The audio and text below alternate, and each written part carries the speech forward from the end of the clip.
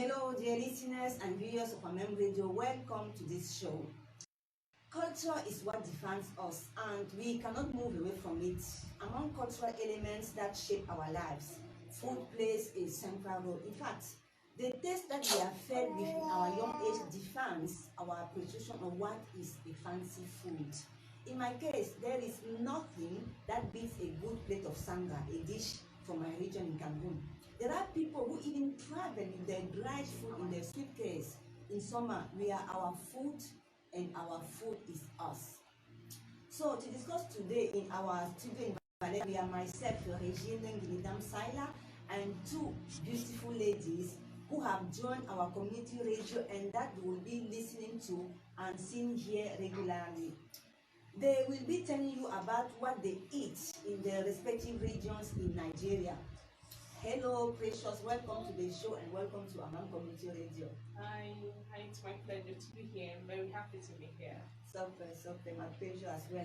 Hi, Anna. Happy to have you and welcome to the Amam Community Radio. Thank you very much. My pleasure. Super. I was very surprised to receive your interest. Your will to be part of this family, and then we are excited to have you this year. Thank you so much. So as we all know, culture, as I said, has been fans of, and I want to start with from my ends. I am from Cameroon, where we have around 250 ethnic groups, and that means a lot of different kinds of food. And I'm thinking that in Nigeria, it should be the same. From one region to another. So, Precious, for example, from what regions are you in Nigeria and what do you eat there? I'm from Delta States. In Delta States, we have traditional dishes that are kind of different from every other food. Because in Africa, we have, as we all know, it's a very big place and we have different kind of food. Okay, so we have different cultures and different kind of food. In my own tradition, there are some food we make during our traditional marriage. Like when you're paying the bride price, there's a particular food you have to cook. Okay. But the Benin, the Edos make the food as well, but it's kind of different from the way we make it. What's that food? It's being called owo. They call it owo. And Yoruba woman. Like I said earlier before when I came, I'm half and half. Partly Yoruba, partly Edo State. So let me go to my father's side. My father is from Yoruba. Actually, our favorite dish in Yoruba is called amala, and ewedu soup. And the amala is made from flour from yam or plantain. There's what we call plantains, like banana. Yes, I know plantain. Yes, so amala is actually, you make amala from either from plantain or from yam flour. So that is our favorite dish in Yoruba. We love it so much. Oh, can you find ingredients in Malta or of that No, dish? actually, sometimes we do, but it's not that nice. Sometimes we do. Because why? The process of them bringing it here with the freezing, the preservation, everything, it's helpful. So it's better for me to go to my country and eat have it. the fresh one. Exactly. Yes, and yet the African foods here have pretty much almost everything. And yet they have the way they preserve. So the taste is different. No, it's not the same. Yes, It's not the same because of the preservation and all that, So it's not the same. So our favorite dish in my father's side is amala and ewedu soup. Okay. And everything in the soup you have cow skin. There's one we call roundabout. Okay. We call it. There's one we call shaki. Assorted meats. And from the other side, from your my mother's side. yes. Actually, I don't know how to say it in English, but I will say it in my mother's language. Okay. And we call it oko. Oko means it's made from corn, from maize. Yes. We take it off from there, then we ground it. Sometimes we do it with red oil, that's palm oil. Yes.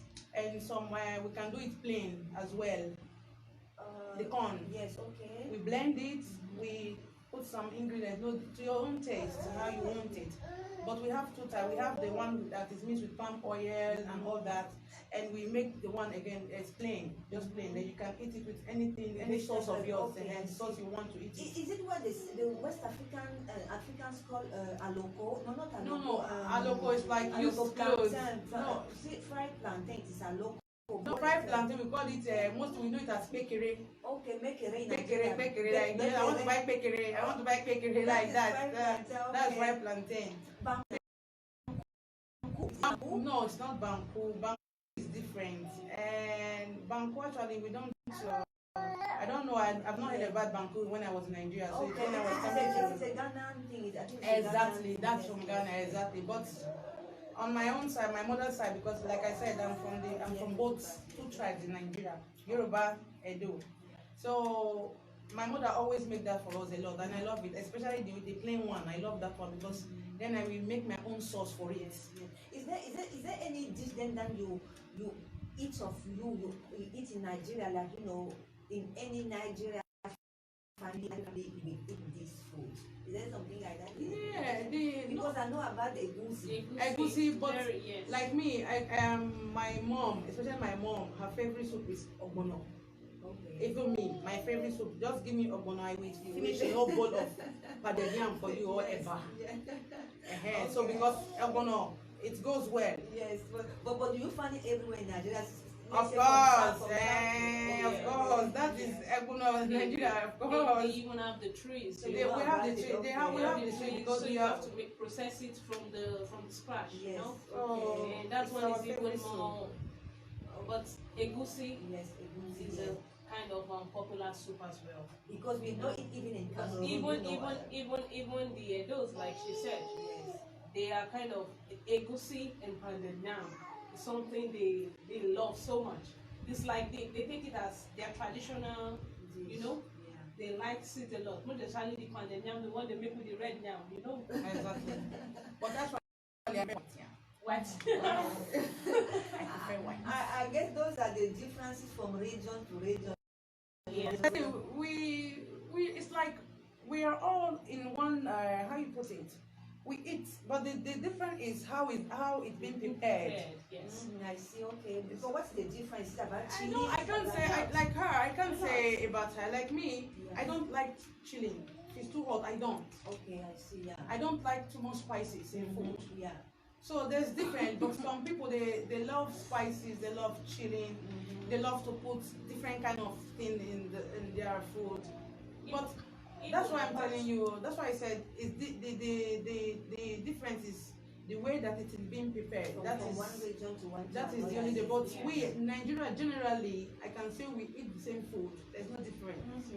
So the difference is about but some of them we eat the same food, but some of them, like how do I say? Some of them, not like they can't eat the food, but they tell you we forbid this. Okay. And that will stop them from eating that. How do you mean we forbid it? Because there are some. For example, let me use snail. You know snail? Yes. Snail. Yes. There are some tribe that does not take snail. They tell you we forbid it, and when you try to go into details, they tell you when back in those days when there was war, this was the animal that rescued us. So we eating it like they start giving you adage, It's an ancestry thing. Like what our forefathers. That is what they make them believe that by eating this thing, it has to be this. For example, like snake. Yes. There are part of Nigeria that eat it, like you said earlier. Yes. But there are part they don't eat it. They will say, why you don't eat snake? Because our mother told us that, or our father said that during the war, blah blah blah. Exactly. But for me, I don't believe in those things. If I want to eat, if I feel like eating it, I will eat it. If I don't feel like, I don't eat it. You know there was some months back they got something from Nigeria for me. Yes. So this snake we're talking about was a mom. So I innocently I did no one in my house does not eat the snake. So I just cooked the food with the snake and everything, and I went to work. So they were eating. I think mistakenly, maybe he was thinking it's something else. He ate the snake. Yeah. He has to call his dad and was trying to put oil in his mouth. And I was, what are you doing? They said, no, they forbid it. There is no way you can take that. So with this, it's kind of a diversity that we don't eat this, you know. Even if you eat it, but we don't. And in terms of preparation, there are some people that can do it even apart from the chili aspect or putting more sauce. There are some people that, for example, you see people making pepper soup egusi. They don't put oil. They make it like pepper soup. Yes, and they make it with egusi without adding oil. It come out nice. You understand? And there are some other tribes that tell you, if I want to do this egusi, only fish I want to cook up. You understand? I'm using just fish. I'm not using meat. I'm not using this. And yet it's still egusi. You understand? So it's kind of. But then we call it egusi pepper soup. Yes.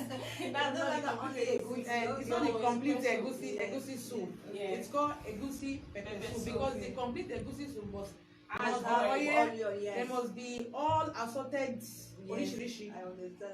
Yeah. So now let me ask you an obvious question. You know, we all come from Africa, but I want to ask you a question which is maybe will be relevant from Europe, but for you, how did you learn to cook? You know, is it just that you must cook, or is something that your mother took you through a process? Aina, how did you learn? Because as for me, as the eldest daughter of the family, so my mom always, because I'm very, very stubborn a bit, not much, a bit. And whenever she wants to push it, Aina, come and sit near me. Okay. And she will bring, then I'm not touched, I'm still long. She will bring a stool, I will sit on it. Like how old were you? Let me say, then I'm 12, eh? Okay, Yes, from 12. Then she will tell me, listen, you have to start watching me how I cook things. So very soon you start cooking for me. I will not be the one cooking for you because why? Because we in Africa, which you are in Africa, we know we have this thing in us that a woman, at least from some certain age, you have to learn these basic things, no choice, no. These basic things regarding to preparing food for your mother, your father, your younger ones, you know. She will just bring this stool. I will stand on it, and she will say, listen, this is what you put first. This is what you put first. So my first meal I made my mother was salty. Well, you love her. They say that the salty the food, the more you love the person. Oh, I learned from my mom, and God bless her. Okay. She taught me very well. Oh wow, good. Then how about you, Precious? How did you learn? My case was something else, because I am this type that love food right from the onset, you know. So I still remember when I was pretty young, if they're cooking, you don't give me onions to cut, I will cry. So you must give me the onions. You see the onions and tin tomato? That's for me. They know it's for me. So whenever they want to cook, if I'm around, that's my duty. And after some time, we moved. My big sister took me from my mom, and I was still very young there. I think C7. She took me from my mom to Benin, where she was staying. So I started my primary school there, and there was this thing that after some time, I am always the first to come back home. So when I get home, there will be no food at home. And if I am to wait for my big brothers, they will have to close maybe by 3 before they'll come and cook. And the major food we eat during the afternoons are yam, and there is one stew we call onion stew. I guess she knows it. So I thought to myself, every time before they come, I will be starving already. So I decided to start making it on my own. Yeah. And the place my big sister always puts the stove is on top table. So I would have to stand on top chair to be doing it on top the stove. So there was one day I was doing it, and this guy in the compound, she told me one day, you see this pop, because then that was why they were even shocked. How can a small girl like you, what do you know you're doing? Wow. And my brothers were so nice that even the food, if it's not perfect, they are okay. Yeah. So long, because when they are coming back from school, they are hungry already. So when they come and meet me doing the food, they are satisfied, even if it's good or not. So that was how it all started. And my sisters, the two sisters I'm having, they are good at it. So it's like I was interested in it, and they started bringing me up. Actually, not directly from my mom, because I did not grow up staying with my mom. It was my big sister. You understand? So it's only maybe when I travel back home, we are all together. And when we are together, they don't allow me go into the kitchen. It's my elder sister that go to the kitchen because they believe she's faster than me in the kitchen. Of course. But I always want to do it on my own. Didn't you miss your vocation? Maybe you should have become a cook, because an interest. I even up to date, there is something I don't do with, which is cooking. You know, my friends can testify to that. I don't do without cooking. I want to try new recipes. I want to see something new, That is for me, it is a story. I want to share a little bit of mine, I don't like cooking just for one reason, because the way it was done in such a traditional way. My mother used to cook with wood, and with, for me, I saw it so difficult, with that burning fire, raw fire, and under the heat, it was so hot into the kitchen with all the smoke coming out. For me, it was just something I don't want to be cooking that way. I think maybe it was just a different experience. For me, I was always away from the kitchen. So actually, I learned to cook when I had to, because I was always living on my own, left home. But it is, because we usually assume that cooks. Not all. No, not all. I can tell. I bet if you grow up with an African parent, Yes. they make it compulsory for you. The thing is that you know how to cook because you see your mother doing it. They even use it as Yes. every time, like Yes. you go soon go husband house. Exactly. I mean, one power they cook for you for them. So you need to learn how to Exactly, cook. they tell So you it's that compulsory. saying, that a man, it is the, how do you call it? Yeah, But food, that good was food only is the- the easiest way to because his now- man's house. Nowadays, most of our young girls coming up, they don't like to cook, because they know that, anyways, if I get married, you can just hire a maid. Exactly. You hire a maid. And that is one thing. You hire a maid. Now, they don't like cooking. They hate it. That is Because what- you know why? Sorry, because of their The nails. the days, like you said, the heat, the hotness. They don't want their makeup to wash off. Stuff like that. Yes, it is changing. Not like during our own time. We have to cook. Even if Yes. it's hot, you have to cook. Yes. Do you If know you my, don't my, cook, you my don't mom eat. forced me to take off my nails Oh. one very day because I came from Mori and she was cooking. Yes. I wanted to do it on my own because my mom is a member of Deeper Life. She's a worker there. And in that church, if you know Deeper Life, they don't do it artificial. You don't make artificial hair. You don't put on nails. So on that very day, I came back from travel and she was in the kitchen. And as a good daughter that I am, I wanted to give her an assistance, and I just make that nail. So when she saw me, she was like, "Why you dey carry that? You dey carry those things they go for my food? Never. You will not." And to me, it was embarrassing that I would be sitting down. My mommy will be cooking, and when she finish cooking, I'll come and eat. Okay, so you couldn't So I accept have no choice. I started asking. They said kerosene. Oh, is it kerosene? Everybody said if you pour the kerosene, I have to pull that thing. I have to pull it off.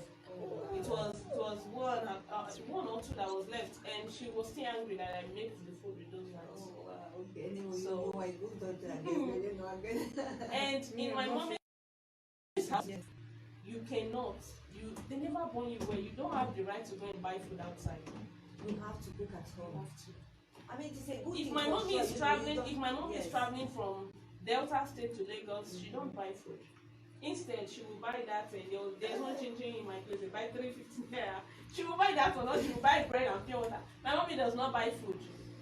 No matter how hungry she she doesn't buy is, food outside. Yeah. she does not, and she used that to train every other. When she see, What about your brother? Did you train your brothers men as well? Because here we're talking about women learning to cook. Do they also give the same training to men? my brothers are good cooking. Are they okay? Because even after my elder sister left for Lagos, we are now staying with my elder brother. So he bought this. He was cooking already, but he bought this. There was one book they're selling then, I think 15 naira, with all the recipe. If you want to cook a goosey soup, the recipe are there. If you want to cook soap, I guess he's a good cook. Well, I mean, if you want to. Even some of the men, they cook more very than- well yes. than the women. Yes, It's true. Yes. A lot of women today, they don't know how to cook. You know that the world is one now. You know, even the technology has improved a lot. So the cooking is no longer that difficult. Exactly. You have your microwave. You have the show. You have things that you can eat, and then you have ready food. You just warm it. I mean, Would you take the microwave to the village? no, that's so. Yes, You're not going to yes, take any that's of those true. to the It village. is a pretty bit difficult back there at home, but here I'm telling you. here you can. So when you go back home, you're going back to that firewood, even if you buy gas. Because some people better believe, to cook than this preserved food that they I'm are telling eating you, nowadays. very, very, very healthy. To Like cook me, I on your don't own. eat. I cook, or I don't like buying. I don't eat restaurants. No. Because you don't. Cholesterol. There are so many reasons why eating at the restaurant is very risky to our health. You don't know how they make the food. You're not there. You don't even know what they add to the food. I mean, for restaurants, you know, there are people who are friendly. They go do cook food. What I'm saying is that maybe the processed food, you know, the one in tins, that because they use conservatives. You don't know, you know. And usually we heard about they found a kind of milligrams of fetus into food. We heard it all the time. So processed food is kind of a little bit tricky, to be honest. You know, it's good to go Staying for in the Europe, natural thing. staying in Europe is very hard for you to stay like the healthy. It is difficult, yeah, Because even the food you buy from the African industrial, shop, they are all being, you know. Industrial, That's what I yes. mean. Here, since I've been in Europe, I don't eat African food that much. I eat, but not much, because sometimes when I go and buy, I see how they preserve the preservation of it. I tell myself, let me go and do something else. Look, guys, this conversation is very, very, very And important. because Yeah, the you know, preservation, they preserve too much. Yes. Yes. So it's Yes. hard. Do you know, I bought, there was one time I bought this cassava. I've been seeing it, I was like, oh, there is cassava here, so I can process fufu. Okay. So I decided to give it a try. Yes. You know, Ghana fufu is kind of different from our own type of fufu. Ghana fufu, I think they use cassava and plantain. Okay, Yes. they mix cassava and Yes, plantain. yes. They blend, they peel the cassava, cut into pieces. That is like what they call banku, I think. Yeah. Is it bamboo? I think so. That is the Yes. banku she Yeah. was talking about. Maybe. Yeah. But in my own, from Africa, the way we do our, what is it called, is different. That one you use only cassava. You soak the cassava, you put it in a warm place for days, and it gets dissolved. You do the Then same you kind of- washed yes, it, yeah. and the smooth one inside is what we eat. So I decided to give it a try here. Do you know I soaked this cassava for only God knows when? Nothing. To a point I even have to steam hot water, because that's what we do back home. If the cassava is being too stubborn, you steam water and pour on it. I did, but no way. So that's when I know some of these things we are eating here. Really. They might seem very nice, but But at the they are end, not. They are not Guys, what this it is. program is very interesting, but we are heading to the end of it. You know, it was kind of an introduction to you here in our community radio, to welcome you to the house. You know, that's how this house belongs to you, and that's we hope that we'll be talking about more and more interesting topics in the coming weeks, coming days, coming months. You know, that as long as we are here and that this community radio is on, we are here to talk about our issues. You know. And I want to conclude by saying that the most interesting thing about culture is that it is a topic that you can never exhaust. We cannot exhaust it. There's always so much to say about it, and we will be back soon on the show. But in the meantime, I want to invite our audience, our followers on the social media to follow us, to continue to follow us. We are all everywhere almost as African Media Malta.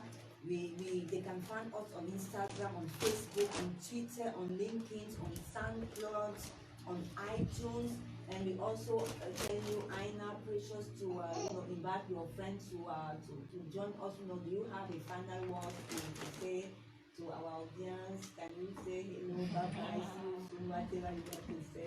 Okay, I want to say a big thanks. I also want to say that I appreciate, it's honor for me to be here. I appreciate a lot, and I also want to say I hope that this very program, or what will I say, this very organization will get to the next level. Very recognized worldwide, not only here in Malta. It will be recognized worldwide. You know. That is our duty, so that we have to come up with that is great our topics. aim, Yeah. not just in Malta, but worldwide. So So you will know that yes, Africa has a good community organization here, and I know that by the grace of God, God will perfect it for us, and it will be like that. So I want to say thanks to you and the audiences. Right. So thanks to you guys, and God will give you more strength to continue. You know. Thank you. And we pray that we have more supporters. You know, that will also assist us. So that's How about you put the last word to So, what I have to say is, I'm talking to my people here in Malta. I know we're starting very little, but I can assure you something big is coming, and we can only do this with your support, your assistance. Always be there for us. Let's watch. This is the right time for you to be your brother, your sister's keeper. Keep watching Don't Touch That Die. We're always going to bring up new updates, things you're going to love, things you're going to love to hear. So, peace out. Wow, great. Thank you so much, guys. Okay, and see you soon. Bye-bye. Bye.